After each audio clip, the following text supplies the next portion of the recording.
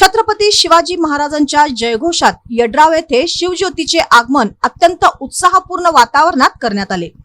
इचलकरंजी येथील शिवतीर्थ येथून निघालेल्या शिवज्योत यड्राव मध्ये पोहोचताच जय भवानी जय शिवाजीच्या गजराने संपूर्ण परिसर दुमदुमून गेला। शिवप्रेमींच्या उपस्थितीने वातावरण शिवमय झाले होते। शिवज्योतीच्या स्वागतासाठी गावात विशेष तयारी करण्यात आली होती।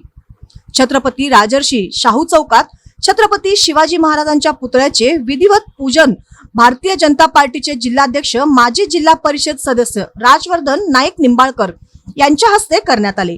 यावेळी श्रीफळ अर्पण करून शिवज्योतीचे पारंपरिक पद्धतीने स्वागत करण्यात आले। उपस्थित नागरिकांनी जयघोष करत उत्स्फूर्त सहभाग नोंदविला। शिवजयंती निमित्त गावातील विविध भागांमध्ये मोठ्या उत्साहात कार्यक्रम पार पडले। बेघर वसाहत गावठाण येथे शिवजयंती मोठ्या उत्साहात साजरी करण्यात आली। परिसरात आकर्षक सजावट करण्यात आली होती।